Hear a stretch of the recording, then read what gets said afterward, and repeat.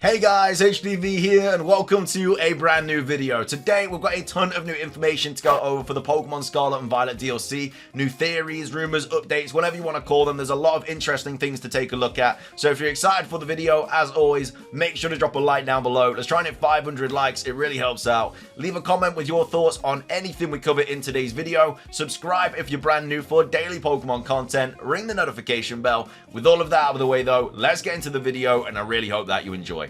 So, starting things off, we have this thread here by Soul Silver talking about the Teal mask and the typings that you can see in the background and all that stuff. We have a Uridan here originally saying someone else will talk about this, so I'll just leave that to them. But here's a couple of images to point out some things. So yeah, we obviously can see like types and stuff in the background of like the lanterns, etc. And then these are the types that we can see. And then we also have Soul Silver talking about this here, saying, spoilery, the previous speculation on the 3 hero Pokemon's typings, but the lanterns in this image could be a huge hint. There's 9 types shown, and others believe it's possible that these are 3 dual typings of the 3 heroes, plus 3 special Terra types for each of them. Special because it probably changes them into their special terrestrial or mask forms. Again, masks seem to play a massive part in the Pokemon Scarlet and Violet DLC. Well, the Teal mask anyway. I mean, it's literally called the Teal mask. Mask as in because it's everywhere in the DLC.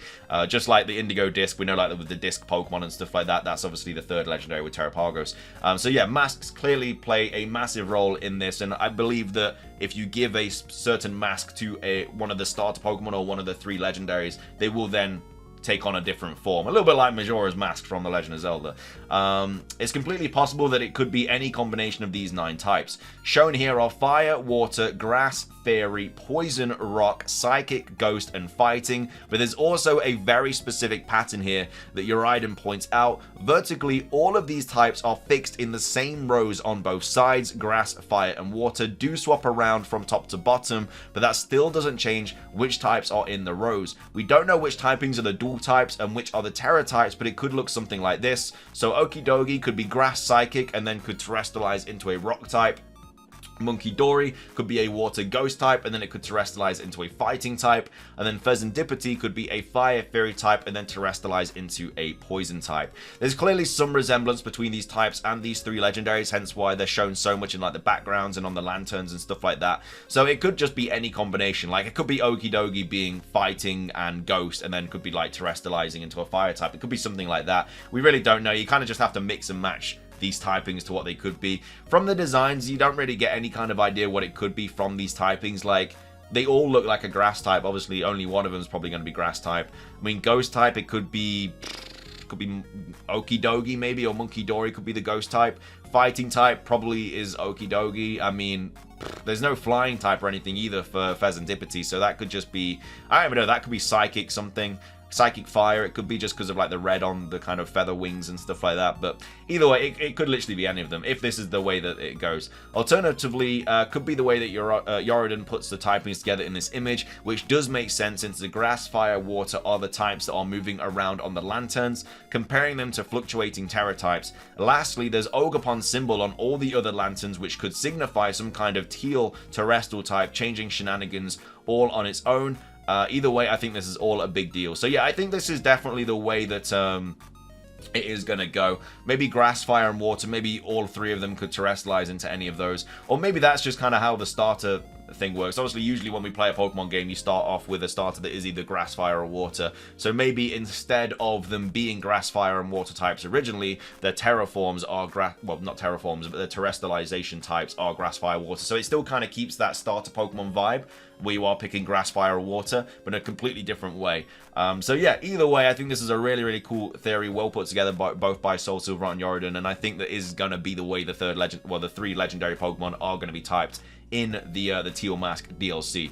Moving on, we also have this post here by Eduardo. Next up, we're talking about the 3rd legendary Pokemon, because just as we missed something in the video we just covered, like the whole like leaks with like the eyes and everything like that, we also missed something else as well. So this was Eduardo originally here saying, the weird thing about Terapagos is that neither does it have a 6-letter name, nor is its shell made out of interlocking hexagons, like Sada and Turo described in their journals, in spite of being similar to Heath's drawing, so a Terra Jewel form seems likely. So this is the difference between like the Walking Wake and the Iron Leaves in the Scarlet and Violet book. They were just in pencil, so that was just like a quick sketch. The fact that the third legendary was in ink means that this is exactly what it was going to look like. However, there's clear differences between Terapagos and this legendary Pokemon here shown. Obviously, there's no hexagons and stuff. Obviously, it's got a crown here as well. So they're the kind of like big differences. And as well as that, in the book that we saw on Sada and Turo's kind of like desk, it gave the name that was like 6 characters long or something like that, like 6 letters long, and obviously Terapagos isn't. So that's why there's all these differences, which just kind of point to a new Terraform.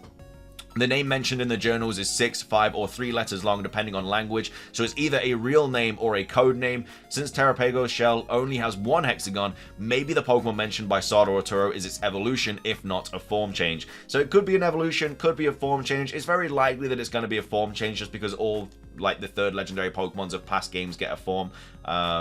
So yeah, it's most likely going to be a form. We've also got Light talking about this here as well, who actually broke down quite a bit of this information. So he's here saying, alert attention, probably I just found the forename of the legendary from the Scarlet and Violet book. This is just a theory though. I don't know where to start. Imagine the name of the legendary with the hexagonal plates mentioned in the books is between all the letters with this from the sketch of the Scarlet and Violet book. The Pokemon Company gave us a riddle to solve and was there all the time. Let's take a look. So a disc Pokemon. Remember, this is from the book here. This is what he's referencing, saying, we've determined that the energy crystallization is linked to the being we call, and then as you can see, this is the name that was, I guess, blocked out, literally. And again, this is why Terapagos can't fit here, because again, it is a lot more than 6 letters long.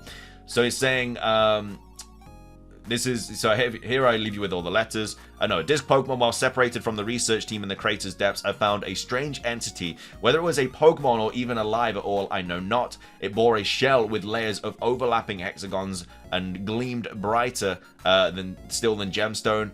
Viewed as a whole, it resembled a mysterious, brilliant disc. So that's the kind of entry in the Scarlet and Violet book.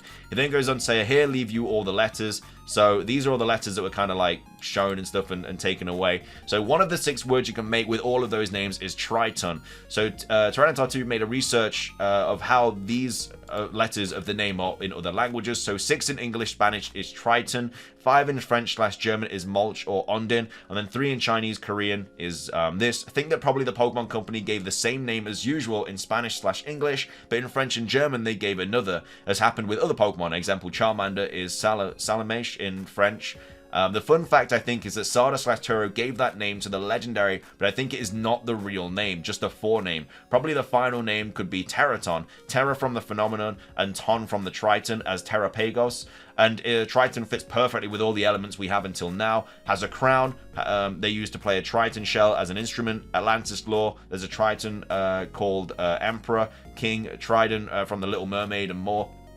I wish I will add more info, but I think this is a point of inflection to theorize. But the legendary that they talked about with hexagonal plates can be the armored Trident and not just Terapagos. Hope you enjoy the theory. Remember, the guys just enjoy. Probably I'm completely wrong, but hey, I'm exposed to this, but forms part to make theories. What do you think? Let me know. So it's just adding more fuel to the fire to show that this Pokemon could potentially have another form, and maybe the form that they are talking about here is the different form of the third legendary Pokemon that of course is referenced in the book, and obviously referenced in with like the ink sketch and everything like that. So definitely just adding more fuel to the fire to more forms with the legendary Pokemon. 100% has to have another form now. It make no sense to not have one.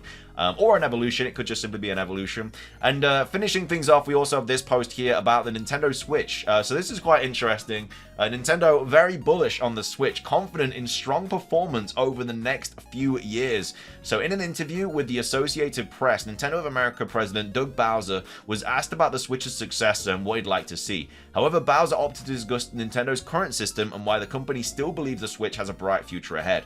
According to Bowser, Switch sales remain strong, with a very strong lineup coming. While Nintendo has nothing to announce about the future, the company is still feeling very bullish regarding to current platform.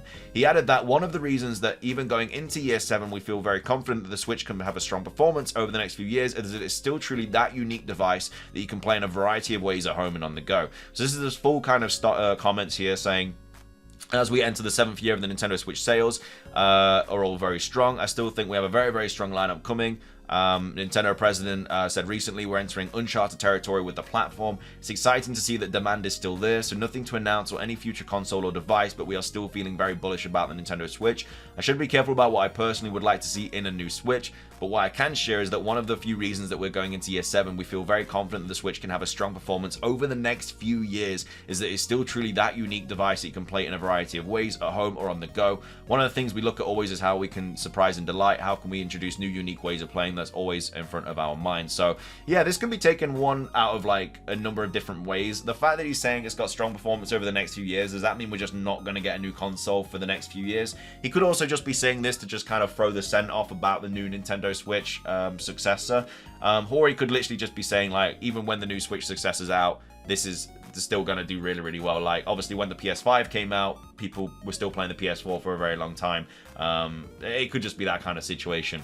But either way, some very interesting comments about the next Switch console, and yeah, hopefully we get some sort of announcement about it soon. But anyway, that is going to be everything for today's video. I hope you guys enjoyed it. If you did, please do consider hitting the like button down below. Let's try and hit 500 likes. It really helps out. Leave a comment with your thoughts on anything we covered in today's video. Subscribe if you're brand new. Ring the notification bell. It's everything from me, though. Have a fantastic rest of your day, and until next time, peace.